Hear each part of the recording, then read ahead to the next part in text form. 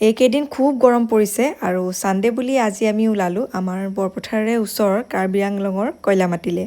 আৰু এই প্লেচটোলৈ ফেমিলি লৈ এটা কাৰণে যাবলৈ ভাল মানে বাচ্চা পাৰ্টিক লৈ গাড়ী একেবাৰে মেইন প্লেচটোলৈকে লৈ যাব পাৰি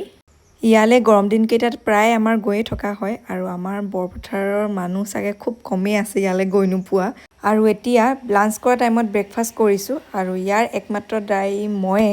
কাৰণ মই সদায় চবকে সোনকালে যাম বুলি কৈ সোনকালে উলিয়াই লাষ্টত গৈ ময়ে দেৰিকৈ যাওঁ আৰু ময়ে দেৰিকৈ গৈ পাওঁগৈ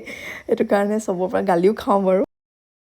আমাৰ মনিকা বা গ'লে মই একদমেই টেনশ্যন নলওঁ খানা এনেও ভালেই হ'ব আৰু খানা বনোৱাৰ দায়িত্বও নলওঁ এতিয়া মোক আপোনালোকে নুসুধিব যে টেষ্ট কৰিবৰ কাৰণে ইমান মাংস আনিছানে আমাৰ বাইদেউসকলে বোলে ক'ল্ড ড্ৰিংকছৰ লগত এপিচ এপিচ টেষ্ট কৰে চ' লৈ আনিছোঁ আৰু চবলৈকে খানাটো বনাই হোৱালৈ ৰৈ আছিলোঁ আৰু বনাই হোৱাৰ পাছতে গোটেই গালে গৈ পানীত নামিহে দিছোঁগৈ আৰু যিটো গৰম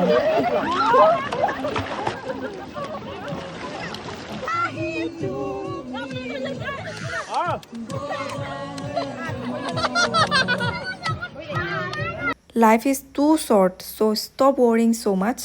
লাইফটো মুঠতে এনজয় কৰিব লাগে থকা দিনকেইটা ভালকৈ খাব লাগে ফূৰ্তি কৰিব লাগে পইচা আহি থাকিব গৈ থাকিব নে কি কৰ ৰাইজ জীৱন জিন্দাবাদ